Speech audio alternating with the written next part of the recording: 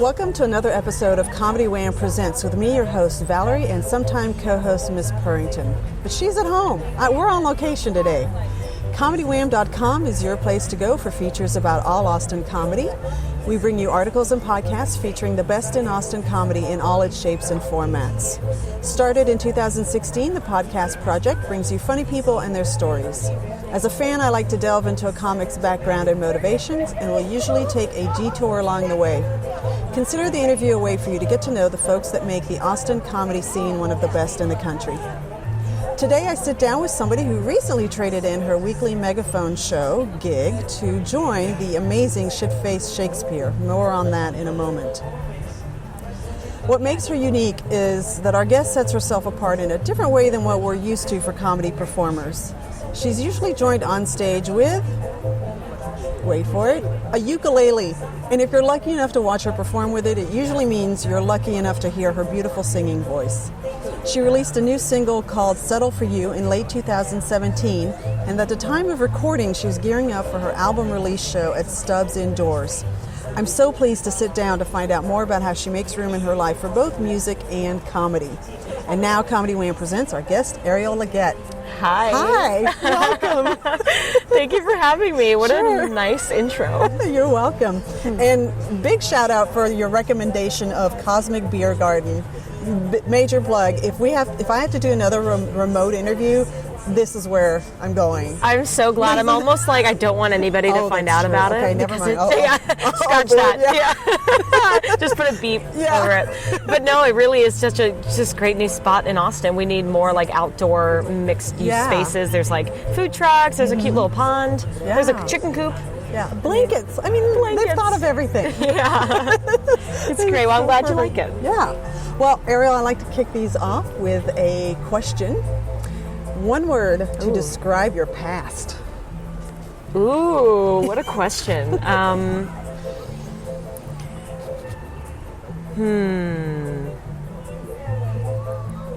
Taking too long to answer this. Dynamic? Say that? That's fitting.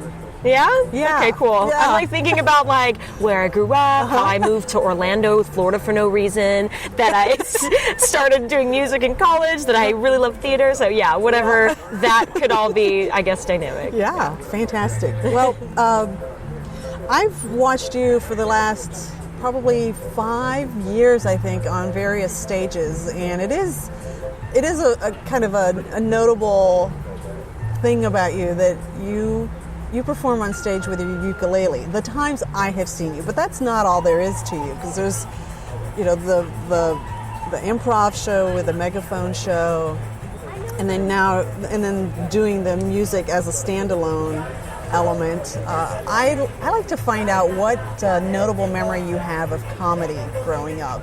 Yeah, that's so funny. I don't know. I wonder what shows you have seen me in, because the music being part of the comedy is somewhat of a recent thing, and that's been like the comedy duo that I'm in, Arielle and Lindsay, where we just have like comedy songs. But I was in a couple sketches, a sketch group called a Disposable Income Freak Show, which now that director, he's now doing that show up at Second City in Chicago. Oh, wow. So he's taken it to greater lengths, which is awesome. Wow. But yeah, that was one of the first times I got to like do a little bit of comedy on stage with the ukulele and sing some like funny songs. But really, I kept them very separate. My first love was theater, and I think growing up, my parents are not American. They're not. My brother and I are first generation American, so we didn't like grow up with like the typical we didn't watch really the old SNLs growing up. We didn't really watch Monty Python or anything, but we definitely had a very fun household. My mom is super young at heart and silly, and my brother and I would always just make up sketches or just have little jokes together. But in high school, I think that's where the comedy in me started coming out more so, and I think naturally I moved halfway when I was 11 years old. We moved across the country to Austin. And I think just to adapt quickly, I think I just turned on my comedy brain of oh, this is how you make friends, right? Yeah. So with that, I joined theater in high school, and that was when I knew that that's what I was in love with. I just loved being on stage, and I just loved the feeling of making my peers laugh and like making my directors laugh. And I had like one teacher who would just like, he was like really over the top. He would like fall out of his chair laughing, which I don't know if that was like a genuine response, but it made me feel really good. And and then I didn't really focus much on it after that until graduating college, moved around for a little bit. In college is when I fell in love with music and started writing music. I was kind of a late bloomer with that. But to answer your question, I just kind of started with just like theater. And then when I came back to Austin, I was working at a startup. And then a friend of mine who, became a friend, he got hired with me, Aaron Walther. He and I are really close friends now. And I'm his fiance, who I do the comedy duo with, this musical comedy. He was a really heavy performer at New Movement, formerly the theater in Austin. And he encouraged me take improv class, and then at that point I just didn't stop, and so that was like in 2013. 2014. So I really was very lucky to see you with the ukulele. Yeah, that's so funny. But I mean, I think it has been a lot more recent in the last 2 years, been playing around with that more. And then, of course, music, just a completely separate thing. My songs are more about Heartbreak and the singer-songwriter vibe. That it's been really crazy to be a part of both of those worlds, but kind of dipping my toes in whatever. So a lot of the times when I have conversations with comics, the two worlds are stand-up and improv. Right. You're a rare breed in that your two worlds are improv, performance, and music. Right. So it's even harder for me to ask or imagine asking you, do you have a favorite child? And I'm totally jumping the gun here because I usually wait till way later in the conversation to ask that. Do you ever feel torn about my comedy child or my music child? Favorite love? I know. They say you shouldn't have favorites, so right. I definitely think improv, getting back into improv, reignited my fire and my love for performing theater. But it was made up on the spot, so it's even better. And then that kind of segues into, which I'm sure we'll talk about, Faced Shakespeare, which I'm doing now. But improv honestly had a very significant impact on how I was as a musical performer. It was almost marrying the two made me much more comfortable on stage, musically. I remember times where I used to just sing a song and I just wanted to get to the next. I didn't want to talk about it. I felt really uncomfortable just having a segue in between songs. And now probably one of my favorite parts of doing live music shows, even with my band, is the banter I do in between. Because then I realized, I think improv reminded me it doesn't matter. Nothing really matters as long as you're having fun. And if you're having fun, they're gonna have fun. So that really blossomed my music career in a way that I was a little bit more fearless and was not afraid to say yes and yes and myself every day. So I can't, they're like twins in a way, but a long lost twin that came around, and then the other found the other and was wow, this is what I've been waiting for my whole life. And so one thing that is consistent with the messages that I hear is one feeds the other, and it's just a continuous feeding cycle of, and making you better in both realms. That's a great point. I think improv coupled with anything probably does that. Improv and then a finance guy. Maybe that finance guy will say improv just made him a lot more, I don't know, agile with his numbers. Who knows what it is, but I do feel improv just has that effect on everyone. And I always try to get all of my friends to take an improv class, but the more you tell people to do something, the less likely they are to do it. So I just, but I love sharing my experience with it, and I think that people take improv just to get over stage fright, to be a better leader in their organization, to just have less social anxiety. Improv isn't really just for performers, but as a performer, it's also been super beneficial. Do you remember your first time on stage, whether it was when you were still in school or when you joined the improv class? Yes. I didn't get on stage so I grew up in Southern California until I was like 11. Okay. We moved to Austin in 2001. And when I moved to Austin was the first time that a middle school had a theater program. Okay. And that was the first time I was on stage. It was our middle school production of A Midsummer Night's Dream. And I was a fairy. And I just loved it so much. We were like jumping around. We had little like trampolines, you know, because the world is like in the woods and wood nymphs and fairies and all of that. So that was technically the first time. And then when I came to high school, I started doing, you know, more, obviously, like I was in Clue and Lion the Witch of the Wardrobe, but probably my most like iconic, well, I don't know, my junior and senior year of high school, I got to like do a lot more, and I got to play like lead roles and stuff, which was such a fun experience.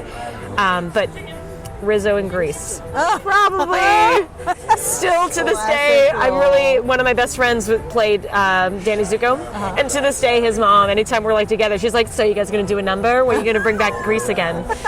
Are you gonna sing right now? Okay. So one day maybe we'll have a reunion performance. That would be great. It was fun. Great. Yeah. When you started with your improv classes, did you immediately fall in love? Yes. But I was surprisingly more nervous than I thought I would be. I remember driving to class, and I just even remember this like moment driving up on like the South First Bridge, turning into Lavaca, and my palms were like sweaty on my steering wheel, and I was like, okay, here's class number 2. But yes, once I hit the stage, I'm like all there. I get like butterflies before a show for sure. But I just, when I'm on, or when I have, now it's turned into even like having like a microphone in hand, that all of a sudden like everything else goes away, and I'm just like there, and I'm in the moment. And improv, and sometimes it's even harder because like if you're feeling off that day, and maybe you're not like as quick to maybe listen and latch on to what your partners are saying. Like those are the only times where you might get in your head, but it's like a constant battle of like, don't get in your head, just like forget about everything else, focus on right now. But yeah, I just love performing. It was definitely like not a love at first sight, but a love at like, I guess second sight, because it was just kind of a reminder of like, hey, remember that thing you loved doing in high school and college? Yeah. What was the first troupe that you belonged to? Yeah, so our class was so close-knit. So usually with most like improv conservatories, you have like levels 1 through 5 or 1 through 6. Okay. So ours went through 5 levels. And our level 5, man, we just like all clicked. I mean, I made some of my best friends there, like Roxy Castillo. Nice. Somebody should have on your podcast. Yes, I know. She knows too. Oh, does she? Yeah, it's scheduling. I'll talk to her. Roxy. Yeah. So, you know, it was so cool. Like, I made best friends there, and other amazing close friends I still have today. And our first troupe name, we made a troupe and we still kept performing after we graduated. It was called Children's Hotel, because it literally was bred from a sketch, from a scene that we came up with in one of our improv sets that was like a children's hotel. And that just idea was so funny. And then our teacher at the time, Michael Falk, who's out killing it in New York right now, he was like, Children's Hotel, you guys got to hold on to that. That is too good. So we held on to it. It was cool. It just kind of like, it really resonated with like what we did. We were just all really silly and absurd and but collective. Yeah. And what gets you to a stage where you're doing, and I don't know the full history of the Megaphone show, but that's a group that you've been with for a long time as well. How do you go from your classmates and the Children's Hotel to making your way into the Megaphone show? And I'll admit very freely, I know how to have this conversation about progression with a stand-up. I'm much clumsier when it comes to the improv world. I try really hard, but it's okay. No, I mean, it's somewhat similar. I think it's like experience, putting yourself out there, going to shows, being a part of things. I mean, even recently, I'll admit, like I haven't been able to go see as many shows because I have had my, you know, my hands deep in like preparing for my album release, but also Faced Shakespeare, which is cool because sometimes those things are fleeting. Like I'm sure after I have my show, like I'll have some more free time, and I'll get back to seeing more improv and like performing more with some of my troupes right now. We have some shows scheduled at the end of the month, which is great. But to kind of go back to what you were asking, after graduating, just like showing a clear interest and being dedicated to just getting better, I think is what that pathway is. And so for Megaphone, it's something now like you audition for, and the troupe, I guess before us, did it for about 3 years. 3 years straight of every Saturday night. Which is like, I was so glad to get my Saturday nights back after. But now I'm doing with Shipbase, but it's like that one is sometimes I do a Friday, sometimes I do a Saturday, sometimes it's both. But so with that, it's something you have to be totally committed to. And so once that 3 years was up, we had like this interim two-ish year period. And it was kind of, I don't know, it was kind of a transition phase. I'm so excited for the new cast now. They just got like this great groove and they're all like super stoked. For us, it was like no one really expected, I think, the former to end. Some people started moving away. So we just really tried to keep the thing going that like worked. But at the same time had to deal with people like moving into LA or changing theaters or whatever it was. But with that, I mean, it was still an amazing experience getting to perform weekly. Can I ask a kind of a novice question? When you have a show and you have cast that goes in and out, what is it? How do you try to define what that show is? Right. I mean, I guess it's a little like a TV show and changing an actor, but even then, that can be a really big disruption. So how do you do that at the level of, a weekly show at theater? The important thing is format. If everybody knows the format and has been like trained on the format and like has done it, in other shows. So the thing with Megaphone, you have a main cast, but we do have guest players. So the main cast now, there are 7 of them, I believe, maybe 8. I'm like counting in my head. But either way, they have a really full stage, which is great. But it does allow, luckily, like leeway if somebody's got a wedding to go to, like they can leave for the weekend. And then we fill in with other guest players, and those guest players have either played in the Megaphone as a main cast before, played in the Megaphone as a featured player before, and just had basically what it's called the Armando format, and it's based on a teacher. The Armando, I think he was from New York, maybe Chicago. It's one of the two. I should probably know that. Oops. There's no quiz at the end. Yeah, good. Okay. But that format itself is very much based around stories and narratives that you're pulling ideas from, and you have like 3 acts of the improv essentially. So you have a story, then act 1 of the improv sets, and these quick 2-3 minute scenes.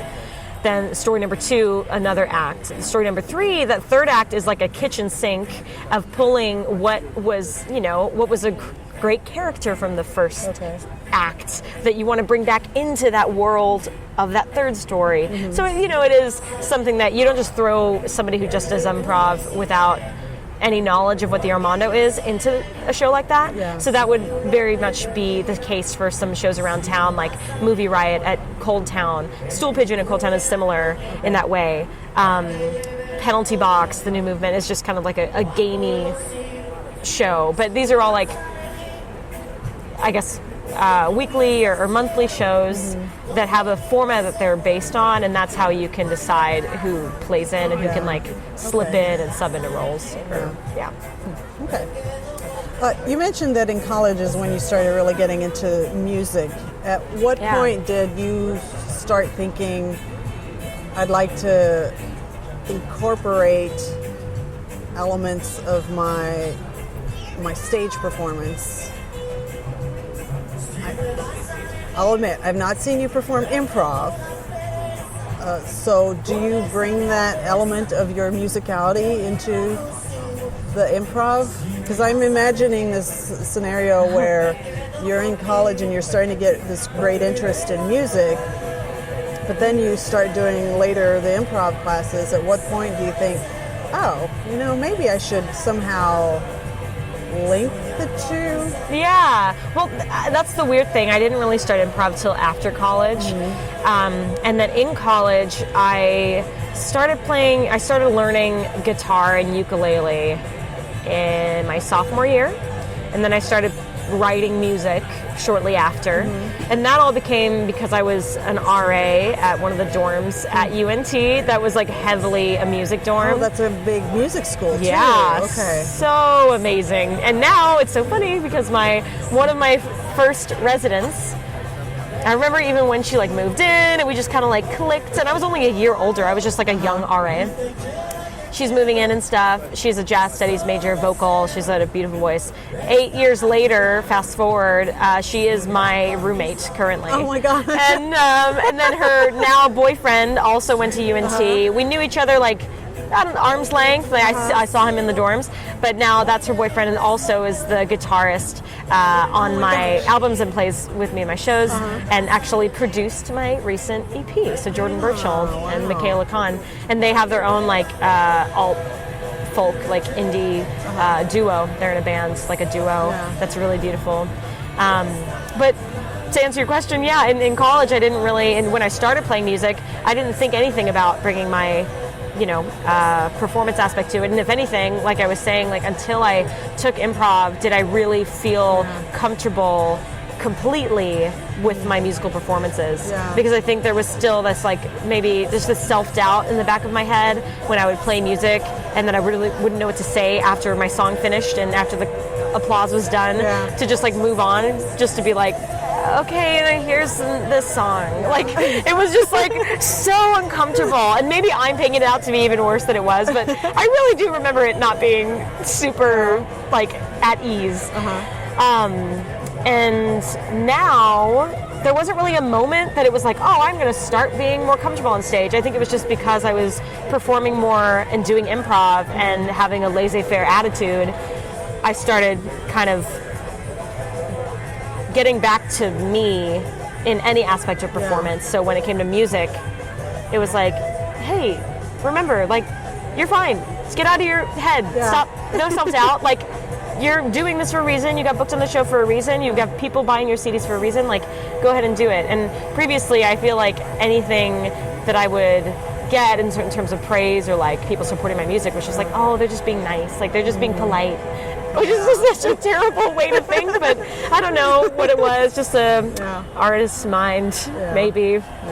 So, how do you approach writing your songs? Just not necessarily the musical aspect, just the words. How do you approach that? And maybe for the benefit of our audience, can you describe your music? Oh yes. As I take a sip of my latte. Most songs derive from Heartbreak. So now I'm in a relationship right now and it's going great, and part of me is just like, well, I don't know, I need to write new music. Like, do we just need to break up for a little while? No. If you're listening, He's Eric, probably not fine. on board with that. No. I know. But it is funny, like every relationship that I've ended, and I don't date too often, but it's been like, that's one of the first things I do with my emotions is write them into song. And that's what most, I think, singer-songwriters do. But now, because, maybe I'm not in that space, how I go about writing them, usually I need to carve out time to just sit down and play.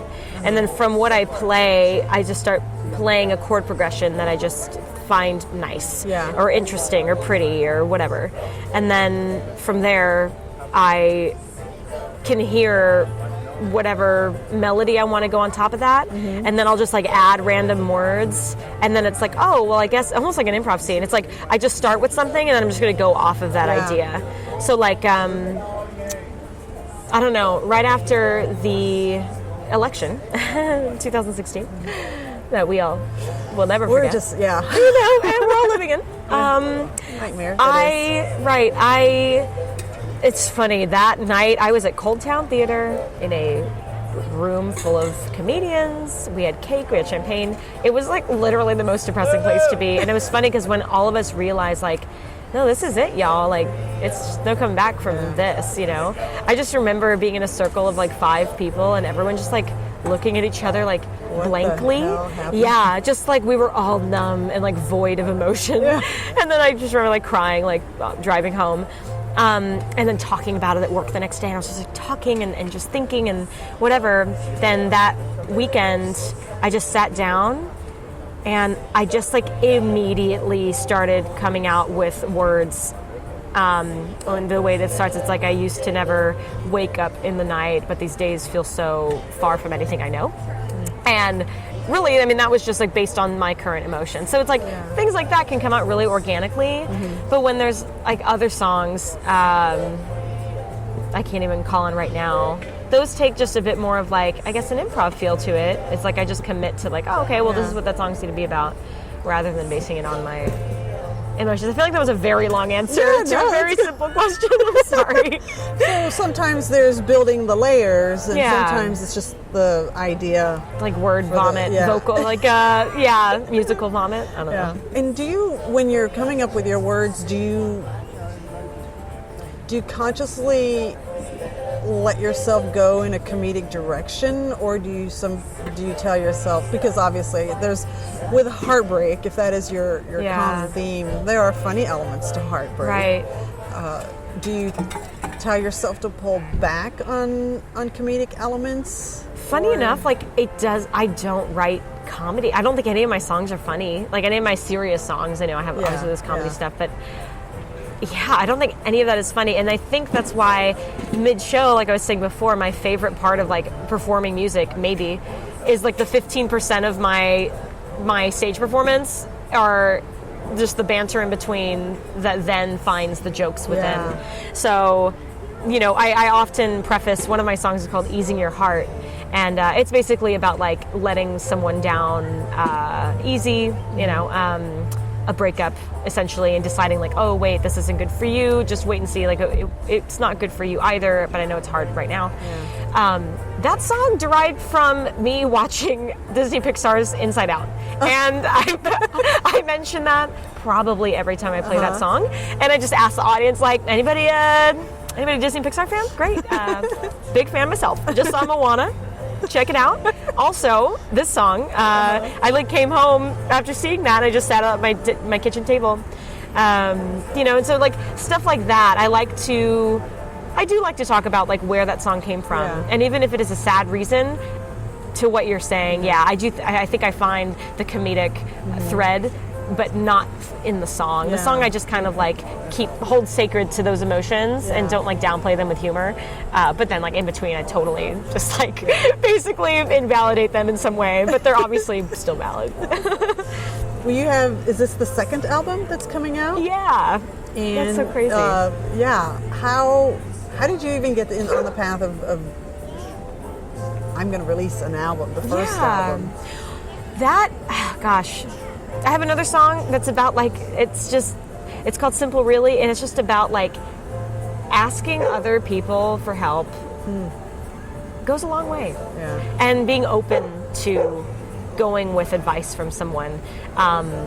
That's kind of, when I wrote that, I was thinking about how the hell did I get here? How do I have a CD? How am I coming out with another one? I don't know. But it all came about back to Jordan and Kayla, my roommate and her boyfriend, and my guitarist and producer. We were just sitting in our living room one day. I had made a couple, and these are on YouTube, but a couple like live YouTube videos of me like covering a Tame Impala song and then me singing one of my songs. And Jordan was like, you should really like cut an EP or something. I was like, yeah, you think so? He's like, yeah, I mean, I'll even play on it with you. I mean, I can probably ask, like, and he's like talking with Kayla, like, yeah, Alex, Anthony, you think they'd be down? Yeah, like Arielle, like, let me give you the name of Matt Melly. He's a really good engineer. He's been getting more into engineering. He's played with us a few times on keys. Here's his email. So it became something like, oh, okay, yeah, I get that. That's how this starts? Okay, yeah. Sent an email, set up a date to check out the studio, looked at the studio, talked about possibly just doing a solo, me and a ukulele and guitar record. But then having Jordan so gung-ho about helping, I was like, why don't we just go all out? If I'm doing it, Yeah. Like, fuck it. Yeah, let's get Anthony on drums. Let's get Alex on bass.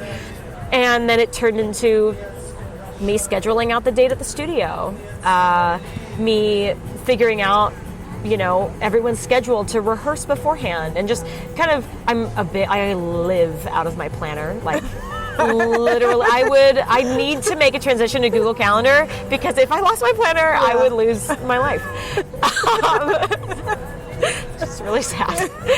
But I just scheduled ahead, and you have something to work towards. It's just setting goals, and I didn't think of them as goals. I was just like, oh, this is an action item I need to check off.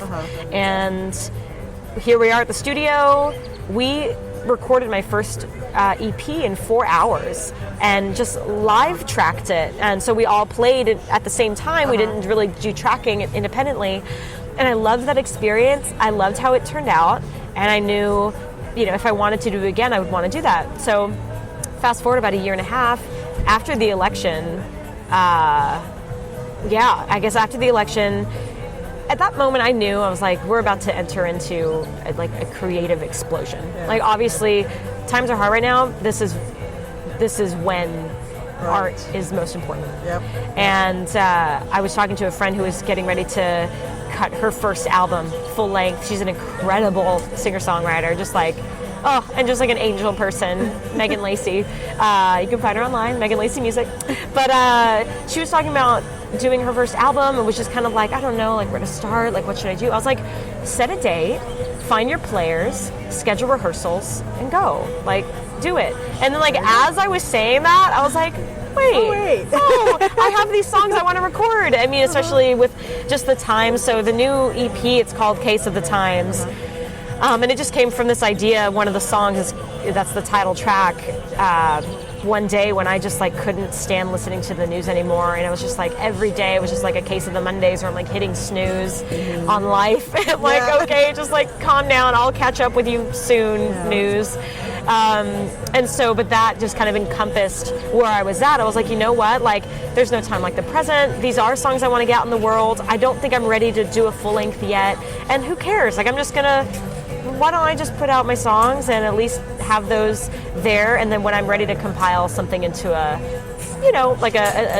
intentional, deliberate, full length that has maybe a year of planning ahead of it. This was maybe 4 or 5 months in the works, and then all the post-production stuff, getting things printed out and mixed and mastered. But that's just kind of where that process comes from. It's just making check boxes that I can just check off and scheduling. And are you focused on the in-studio experience, or are you going to do touring? I know that you've got the Stub show coming up that I presume you'll be performing live. Yeah, of course. Will you be doing more live performance to support that album? Absolutely. I have some shows coming up in March. I'll be playing at ModCloth store during South by, which is a clothing store that was my favorite store in college, and it's crazy that I get to play there now. And then I have some other shows after that, like the Alamo Drafthouse Lakeline. They're doing this thing in March, so I do have touring in the works, but it has been more difficult than last February. I went on my first tour. I called it my Little Texas tour, because I just went around Texas to 5 cities, and that was another just instance of having a plan, being okay, the 22nd I'll be in Fort Worth, the 23rd I'm going to be in Denton, the 24th I'm going to come back down to Taylor. And then I reached out to the venues, and then I checked it off a list, and I allowed myself to be nimble, and be flexible. Sure. But I do, you saying that reminds me, I need to send out some booking emails, so more on that. Another checklist. More on that, Oh gosh. And I should say, because as you were rattling off, the little game plan, I should say, before we were recording, we happened to joke, or maybe it was during the recording, we happened to joke that on top of this, you do have a full-time job. Yeah. Oh, yeah. It's not like you're just, thing. Yeah. Right. You're not just working on the music, working on the improv. You also are juggling a full-time job, which is, makes your ability to manage time absolutely incredible. I don't know how. And honestly, though, I think I thrive on that. I thrive on not being busy, and I am very adamant about like self-care, and I can definitely say right now I'm not doing a great job at it. Like I need to take a bath at some point, and I need to have a me day, but I'll schedule that. I'll schedule a me day. There you go. Yeah. And yeah, the full-time job, I work at Favor Delivery, and it's just so cool. And we just got bought by HEB, which is just such an amazing company. Their freaking motto is because people matter, you know, and so it's been so obvious that has been Favor's motto as well. And being there for 2.5 years, you know, allowed me. So if we're going back to the albums are expensive. Recording is fucking expensive. You got to pay, you know, your engineer. You got to pay your band. You got to pay the recording space. You got to pay for mixing, mastering, then CD production, marketing, everything. So it could run pretty high. And with having this, I think the comfort that I get and the reason that it's not something that weighs me down, but if anything, it lifts me up. It's like I'm allowing myself to invest in myself by investing my time into something bigger than me. But that's something I believe in, at least. You know, it's not like a day job that I hate. So that's, thank God. But yeah, and everyone's so supportive. My boss, you know, he like bought my first CD, and I always give him crap about it because it's like in his desk. I was like, yeah, CD's getting a lot of plays, huh? You love it, right? But he's got like a kid at home, so you know. But yeah, everyone's been really supportive. Even last night we went out for one of my friends' birthdays, and they're like, "We're coming to your show on Thursday." And like, it's like I still don't expect that, you know, of people. So it's just a really nice way to diversify my like social groups as well. Because now I have like work friends, but then I also have like theater friends, and I have music friends. And so my birthday was back in November, and I had a house party, which I don't think I'll do again because I loved it, and I love house parties. But I'm one of those people that like checks in on everyone and be like, "You doing good? How you having fun?" I'm like, "It's my party. I need to have fun." And I feel like I brought everyone from all little like scopes of life into one place, and our place is small, and it was overwhelming. The amount of the amount of people that came out and had fun and got to meet. I love just seeing like worlds colliding. Be like, hey, this is my Faced Shakespeare cast. Like, hey, meet Aaron, who I've been doing improv with forever. Like, meet my friend Jamie, who's an incredible singer-songwriter in town. And I'm very grateful for somehow gotten myself into whatever I've gotten myself into. Well, speaking of having gotten yourself into something, I'd love for us to talk about the Shit-Faced. That is hard to say. It is. Shit-Faced Shakespeare. There it is. That's a good segue. So Shit-Faced Shakespeare, that started in the UK about 7 years ago, I believe, and then they brought it overseas after it got like acclaim at like fringe festivals, and now it's on the freaking West End, and I don't even understand, like in London. I mean, I don't understand how I even got to be part of this. I mean, I auditioned, so that's one way. I made it through callbacks. That was the other way. But it is such a fun show. So the premise is we do a completely serious Shakespearean show with completely serious actors, and we get one of them completely drunk. And there's method to the madness. It's not like, hey, you're drunk tonight, you have these shots. You know, some people think it's that. It's like, well, how could we be legal if we were doing that? Or like, we have like liability. We get paid as actors to do it. And it's scheduled in advance, you know, so I know my next drunk show is in March. So it's like I know the day before I'm not going to get like hammered. And I don't really drink too much anyway, so it's kind of good for me. But day of show, the drinker starts drinking hours before the show. They have an assigned like wrangler who's like wrangling them throughout the night, making sure that they're like eating, drinking water, counting how much they're drinking, getting just kind of helicoptering their experience. Doing it safe. Doing it safe. And then, you know, we do the show that we've all been rehearsing and we all have like memorized lines for. But then one actor is drunk. And that one actor then gets kind of control of the show, and then we have to improvise around them. Like the other one of the shows recently, Juliet decided not to die. And so that kind of changed the show. Yeah. And then Capulet, her father, decided to kill her because it was like, you're a zombie or whatever. And it's just so fun. So it's like, it does take elements of improv, but puts them into a, theatrical atmosphere. And it sells out. Yeah. I mean, people have been loving it. And I know why, because it's like, it will only be like this tonight and tonight only. Right, you get a different drunk every night. You get different things happening because of that. And it's a fun show. People like going out and drinking, and it's great because I think it opens it up to not typical theater goers. I would not say our demographic is going to be like a long center season pass holder. I hope that they want to come out and have fun and watch, but it's allowing people who might not think of theater as a really fun go-to. And as performers, I mean, you are memorizing the Shakespearean play as it was intended to be performed, in the fancy stages. Yeah. So as a performer, it's kind of a cool, getting drunk on stage must be great, but performing and memorizing Shakespearean plays must be kind of a cool, nerdy thing to have under. Fun. Super nerdy. We're all like nerds. Yeah.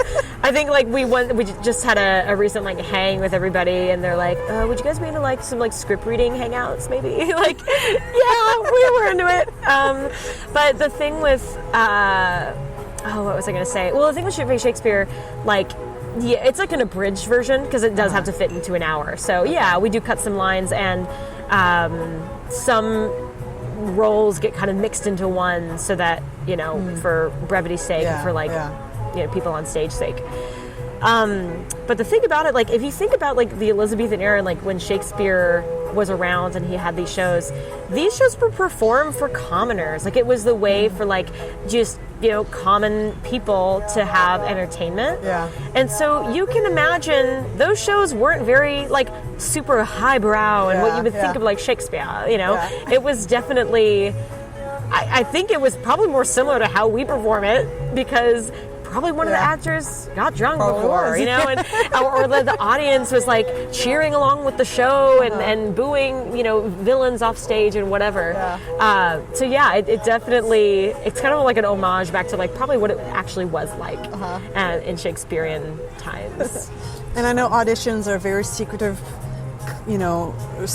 process, but are you being auditioned on how good of a drunk you are or how good of a Shakespearean actor you are? What's the truth? Yeah, they like get us all into a room. We all drink shots before someone stops. What is it, waterfall? No. No, so it does have a segment in the audition form of saying like, describe yourself as a drunk. And it's like, really, you got to be honest, because if you're a crying and emotional drunk, maybe not good for the show, But if that's just like, but everybody has those nights, right? So yeah, maybe one night you are a little bit more just like, I want to go to sleep. But overall, it does ask like, and how often are you drinking usually? It's almost like a doctor form, like how many alcoholic drinks you have a week. But we come in with like monologues prepared, and then we get called back for callbacks for like cold reads of the actual show, switching around characters, because sometimes we do play different characters, so we all have to like know the show like the back of our hand. And right now it's Romeo and Juliet, which is nice because a lot of people know Shakespeare, or a lot of people know Romeo and Juliet obviously really well. But some other shows, it's like when the rails just completely come off, then it's like kind of difficult for some folks to follow along with like where the show was supposed to go. So it's fun to do this show because I think people know, they're like, oh my God, Tybalt wasn't supposed to die right now, or like Romeo, what? One of the things though about the audition process is that they do a little bit of improv, and it was like, I don't know if I should be saying this, but oops. Sorry, guys. It was like, tell us about your day, and then describe, you tell them about the day. They're like, okay, now you're going to take that and go ahead and recite a 2-line couplet, just a rhyming couplet about the day. So you improvise a couplet based on that day. Oh, wow. And then they see if you're like ready to do that. and some people don't even like do it. And so that's a good way to gauge like, okay, who has improv experience, who's comfortable improvising, and that sort of thing. Sounds brutal. It's fun though. It's very, it's like very supportive. And it's just amazing. Like in Austin, we're the second U.S. market. Now they have it going on in Atlanta. So it's Boston, Austin, and Atlanta. And the producers for just the U.S. Company is they're out of Boston, and just recently we had like everybody come to town and do new rehearsals for the show. But we also had the creator of it, who's Scottish and amazing, and like probably the fastest brain I have ever witnessed. Like the way he spoke, I mean, you just had to pay attention to every word coming out of his mouth. He was amazing, and just such a passion for the show, obviously. But and doing it right, because even if it can get sloppy, sure, but it's like we need to make sure it's still quality, but in a fun, weird, sloppy way. Yeah, because I had a preconceived notion that it was a traveling show, but it sounds like they've just planted themselves in a couple of cities. And probably going to keep growing and growing. How amazing. How cool to be part of that. And they're so supportive of like, I had a wedding to go to in the Northeast, and my uncle lives in Boston, and I was mentioning, hey, I might go visit my uncle. They're like, oh, let us know when you'll be here. Do you want to, sit in on one of the shows and be our Leonata for the show? Oh my gosh. And I couldn't because I had the wedding, but man, so next time, like, I'm going to plan out like 6 months from now and be like, hey, I'm going to be there. I'll be your nurse. So How cool. Definitely recommend seeing it. And it's performs weekly, Fridays and Saturdays, some Sunday shows, some Thursday shows, but you can find that on like facedshakespeare.com. But it's at the North Door, and it's Spider House Ballroom. Very cool. I know one person who's seen it and loved it. Oh, good. I'm so glad. I mean, how can you not like someone just like being drunk on stage? It's fine. Last night it was, Kenneth. He plays Capulet and then also doubles as like Tybalt. And he literally, his first words on stage was, "What up, bitch?" That's great. So, and then we have to work around that. So it was fun. Nice. Well, we're going to start winding down, and I want to ask you, because you have this multifaceted performance life. What are your favorite parts about performing, and what are your least favorite parts about performing? Oh, that's a good question. My favorite parts are the moments of that you've like connected with the audience. Like, I just love that they like just the feeling that you're all in on something together, and like this moment you are sharing. When there's someone in the back, maybe I mention something, maybe I mention like a TV show, or I don't know, just because like that in between banter that I do, I really just want to be like, hey, I'm human too, like talk to me after the show, but also like anybody into this, and you see people just like interact with you specifically and not be afraid to do that. My least favorite parts about performing is having to perform to a room that is, maybe it's a restaurant and they're not focused on listening to music, and that, so it's like the opposite of what my favorite part is. I just, that's not, you it's really not my crave cup of that tea. connection with any audience that you're performing in. Totally. But, and it's worse when you're alone. If you've got a band behind you and you're performing to people who aren't listening, well, you're having fun with the band then. It's cool. But if you're performing by yourself, and I like am making jokes to like crickets, but actually it's just like a cacophonous noise of people talking, I don't know. It's different because of, look, with theater, obviously customarily you're not going to talk during a show. But at a music gig, I'm not going to be like, hey guys, like I'm playing a song, listen. But they're like, we're here for this event. Like, why are you talking to us?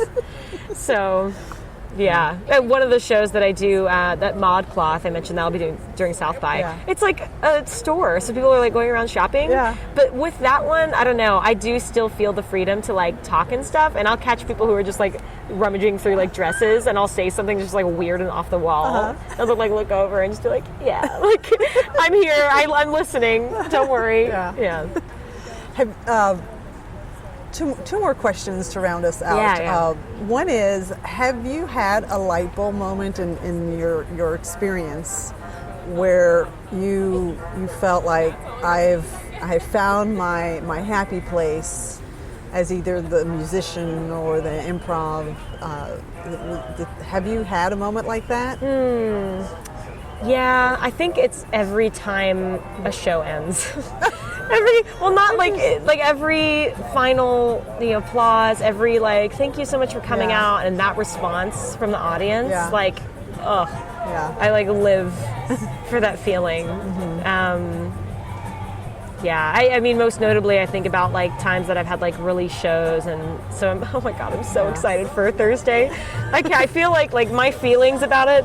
If you're a Kristen Wiig fan, her surprise party character, where she's just putting her sweater over her face because she's I'm so excited, and that's how I feel. And I feel like I'm containing it all because at the same time, gotta go to work, gotta do a show, gotta clean my room. I don't know, just do all the things. But I can't wait. I'm gonna take off the day off on Friday so that I can decompress after it all. Makes sense. But yeah, it's that feeling that oh my god, all this hard work, it came together. We did it. Thank you for coming. And wow, why are you here? But I'm so glad that you are. So you're going to put in your planner, the Friday is your me day. There you go. I already got a haircut scheduled. Good. It's going to be Mani-pedi? good. Oh, good idea. Massage, maybe? Oh my god. Okay. Is there anything that we haven't covered that you want to cover? Oh my gosh. Okay, we've got music, we've got improv comedy, we've got Faced Shakespeare, we've got favor, delivery. I would say I'm just so excited for the venue formerly known as the New Movement will be the Fallout Theater. And I'm so excited for there to be this grand opening of a new space that is already existing, but it's about to become, I mean, it's just such a great venue downtown. It's such a strong community because even through all of this dismantling and just restructuring, the community has come together I can't even believe. So that's the next thing. I really hope that people do check out Fallout Comedy, 616 Vaca, excuse me. But yeah, making sure that, I don't know, just that we continue really fostering an amazing Austin comedy scene. It's so good, and it's only going to get better. And it's only going to get better because we have such supportive people and supportive places for people to try whatever they want to do. So Fallout's really all about alternative comedy and doing stuff you wouldn't see elsewhere. And what a fantastic testament as a fan, to know that, okay, we have this really shitty thing that just happened, but people have banded together to create something new and continue the support. It's really nice to see as opposed to, okay, we're just all washing our hands and walking away. Right. It's it's nothing like I've ever seen, and it's timely, it's a case of the times. We're here to perform and do what we love and be supportive of each other and the community. After that happened, it was okay, who needs to handle this? Raising hands. Who can handle this? Another hand raised. People just were raising hands, ready to go. We've had a lot of community hangouts. We have another one planned for next Sunday, and just making sure that we're all on the same page as things move forward. It is a process because there's still legalities behind it, and it's leases and contracts and things like that. But I think even from a testament to the New Movement itself, it has been focused on allowing Austin to continue its amazing community and and growing even stronger. And I don't know, things just grow stronger out of adversity and just challenges. So I'm excited for the future of that. Very good. Well, before you start plugging your stuff, which we'll do, I like to ask one word to describe your future. Oh my gosh.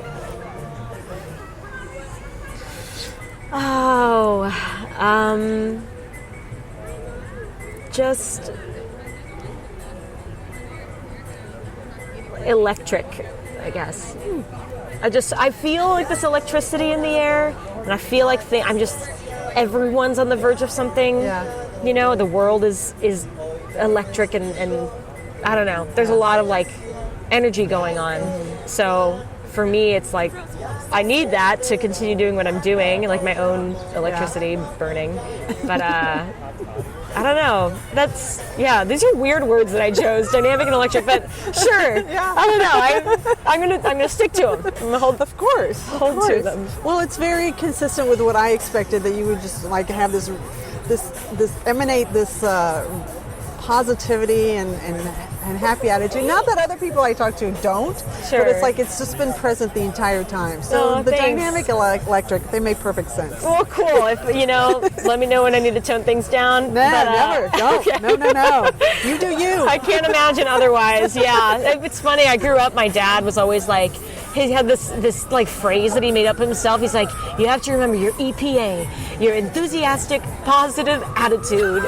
Literally growing up, and I remember thinking like, Dad, like, okay, yeah, like he'd say it, and we'd like mouth along like enthusiastic, positive attitude. And now it's like, oh man, thanks, Dad, because I don't know how else to be. Yeah. So. Oh my gosh, I think we have a title for the EPA. Yes, Arielle Laguette. You can quote him on that. Oh my gosh, fantastic. Well, that is a wrap on Comedy Wham presents Arielle Laguette. Tell us where we can find you on social media, your website, upcoming shows. Yes, so just my name, ariellelaguette.com. You can find out pretty much everything there that you need to know, shows and all of that. I think Facebook's a really great place to keep up with that because there'll be events online. So Arielle Laguette Music, Instagram, Arielle Laguette. That's just me posting weird stuff and pictures, but show promos as well. And I'm not crazy heavy on Twitter. They won't let me change my Twitter handle to my name. So now it's like Arielle Laguette, which is just a good way to remember how to pronounce my name. And yeah, by the time I guess people hear this, my EP will have already been released, and I'll be playing shows around town, so you can find out more there. And you can find your music, my music, your music, I don't know, our music on Spotify, iTunes, anywhere you listen to music, Pandora, that kind of stuff too. Fantastic. And well worth the listen. Thank you. We hope you've enjoyed learning about how Arielle, because I just realized I've been mispronouncing it the entire time. Arielle got to be the comedic genius that you heard today just as much as I have, comedic and musical genius. Be sure to visit comedywham.com, give us a follow on Twitter and Instagram at comedywham, and like our Facebook page. You can listen to past interviews on all of your favorite podcasting platforms and review us while you're at it. This has been Comedy Wham presents Arielle Laguette. I'm Valerie, and that's been funny. Thank you. Thank you.